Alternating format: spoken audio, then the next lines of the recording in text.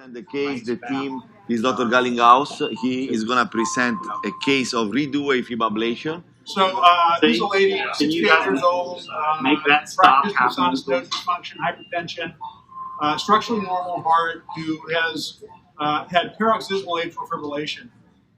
She underwent a PVI in 2019 and did very well until just a few months ago when she began having paroxysmal atrial fibrillation again. And she's here for a repeat ablation.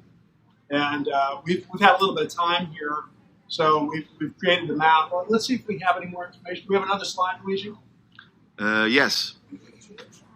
Yeah, there we go. So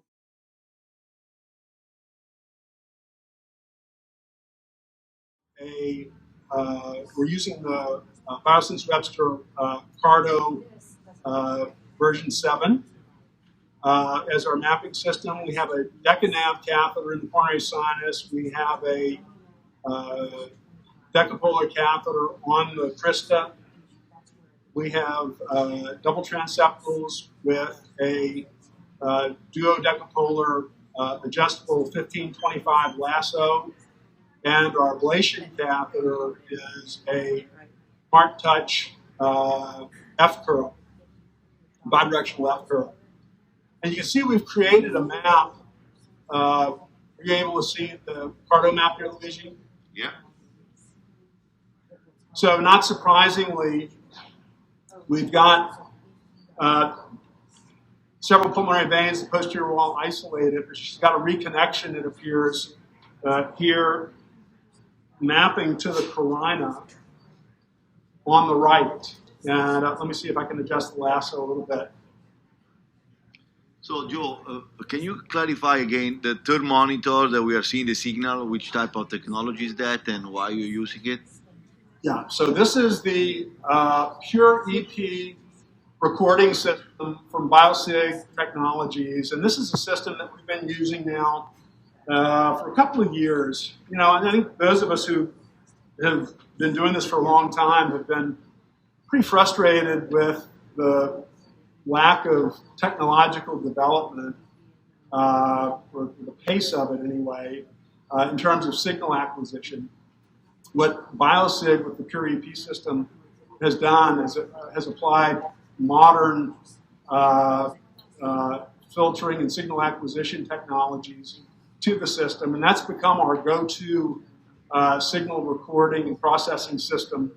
And that's what you see in the mid portion of the top panel here on the monitor. And what's so nice about it is we get very clean signals. We don't have, now I don't know if you all have talked about this with the previous cases, but we have a relatively new lab here. We built this 3 years ago with the intent of filtering out as much 60 hertz noise as we were able to, but in spite of that, obviously, and I think all labs experience this, even most modern labs, we still have a fair amount of noise in our environment, and we've essentially been able to eliminate that with the Pure EP system, certainly minimized it. And we can, rather than having to gain signals and getting a lot of ringing artifact and so forth, we're able to digitally zoom. Let's look at lasso 910, which is earliest here at our reconnection point. Can you digitally zoom that for us a little bit? We can,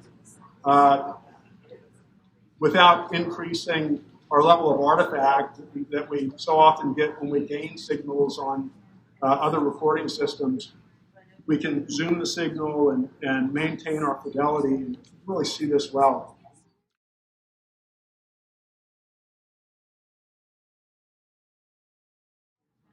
Joe, can you comment on your thoughts on the mechanism of recurrence here? So the pulmonary veins, the right side, is probably reconnected like the next day after the procedure. Why do you think the patient did well for like 3 years and then now started to have AFib? Well, yeah, my suspicion was the left-sided pulmonary veins were likely the culprit. They were isolated, remained isolated with durable lesion sets, and my supposition is right veins developed, became active and fibrillatory. Now, obviously, this is going back to the early days when we were doing this. When I don't know how many in the audience recall this, but when we were doing single vein segmental isolation, we learned pretty quickly that we had to empirically isolate all veins to have best efficacy. I agree. I think that's the most likely explanation here. Well, that's an interesting point. I think, particularly in these widely spread out right veins, if it doesn't isolate easily first pass just around, I will always go through it sort of through the carina just for that reason, I think.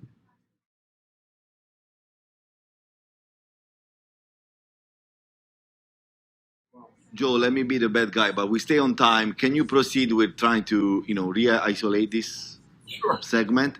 And why you do that? My comment is maybe, when we were asking PFA, I think this case will be misleading because, half of the people in the room will say the patient is having recurrent arrhythmia because of this. I personally don't believe it because, as you said, for 3 years, the patient has been okay. So we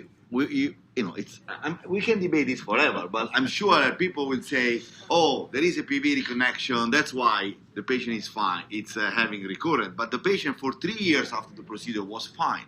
So in my mind, you have to go beyond this re-isolation in these specific patients. It can be just, this is probably 2 application re-isolation.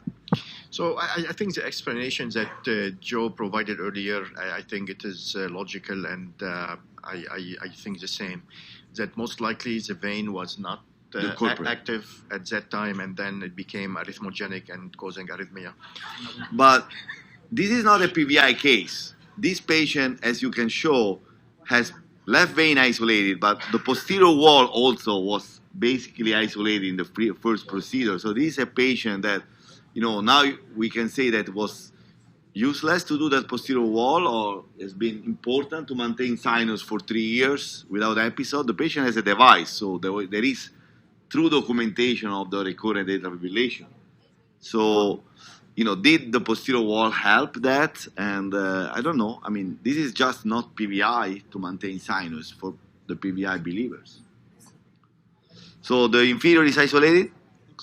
Looks. Yeah, I think that's far field atrial signal that we see there. I think it's isolated. Yeah. And then can you just stop pacing, maybe stop pacing, see what. Yeah, come on, pacing.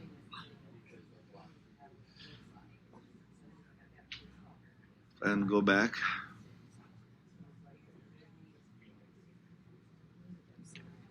Yeah, that looks like far field atrial signal to me. Yeah. Looks like. Yeah, it looks good. I think on isoproterenol. I think it looks good. So I think we should go on isoproterenol. Yeah, so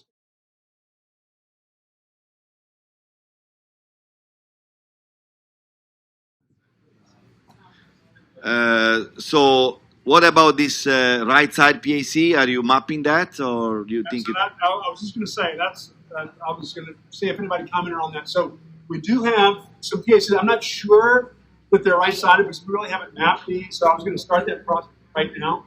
Yeah, actually, your CS ostium appears to be earlier than the high right atrium catheter, so maybe a septal or CS. No, but he doesn't have a right atrium. No, but that's a duodeca. Is it? What's the yellow thing? Yeah, he has. That's. Yeah, so I think that our CS box. Right. And I think he's been very consistent. Yeah, I think so too. So we're going to go ahead and start that process. So maybe there's something else. What is the yellow catheter for electrode? What's on the Krista? That's later than the CS. Joe, you're mapping with the lasso catheter. You're mapping those PACs, correct? Correct. Yeah, that's what we're doing now. And they seem to be frequent enough. I think personally, I would go after them, and I think that's what you're doing as well. Yeah, I agree. That's our plan. Are you able to go higher into the SVC?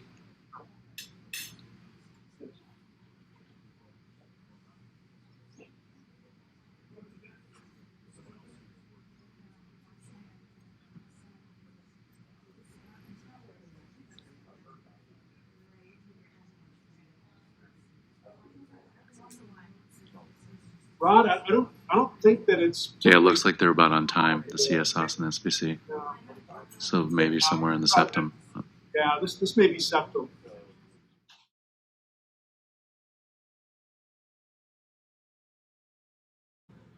Signal fidelity, for me anyway, I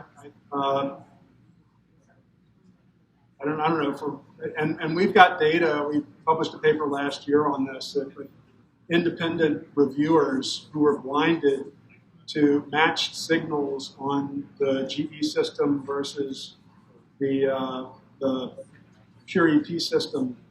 That, yeah, I agree. Maybe real. Yeah, I think that's worth a lesion there.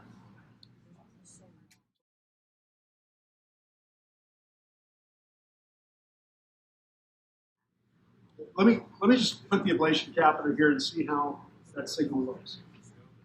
Then we can always come to the right side of the stuff. Joe, we have another question while you do that. It's what's the field color threshold being utilized into the map? One question. And two, as we do for PVC, is the pattern matching something that you would use for PVC mapping for accurate P-wave morphology? I think I would use it. I mean, the pattern matching is useful. With the P-wave morphology is something that you can use if you have.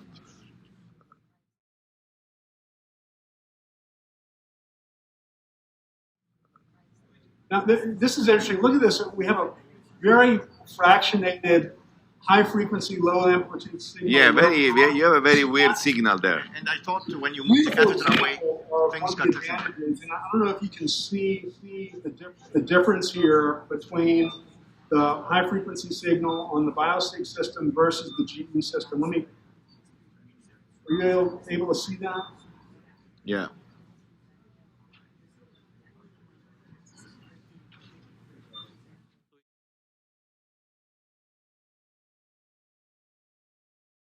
So, Joe, at this stage, I mean, there are some periods where we don't see it anymore, and I'm wondering how much of what we're seeing now is catheter-induced. So it may be worth moving the catheter away. I think it may have been pressure on this location, which is why I decided to go ahead and apply lesions here. Oh, okay. Once we got pressure on that spot with the ablation catheter, we no longer saw the PACs. Personally, I would wait, move the catheter away, wait. If I don't see anything, I would be happy to stop. Yeah, but I think we can see here our PACs are gone. Yeah, no, it's very nice, Joe. Again, for the purists of EP, we have Rod in the room, this is already an homogenization of the PAC. So, Luigi, are you more satisfied now? I am. I said before, I didn't say after, so of course I'm satisfied. I think everyone is. But this is the coin lesion. We call this, reinforcing lesion. You don't just go on that cut, but you try to, bigger area of lesion. That's what we do. What does HFA signal stand for the biosig system? It's a high-frequency algorithm. Yeah. So that's a proprietary filtering and amplification of high-frequency signals. It really shows those high-frequency, low-amplitude signals very well on the biosig system. So, Joe, this is a beautiful result. Not even a single PAC now. Very nice work. Was very good. So, Joe, I think everybody's satisfied. I think you are satisfied. We are satisfied. Thank you very much. And we'll move back to Rodney to see where he is.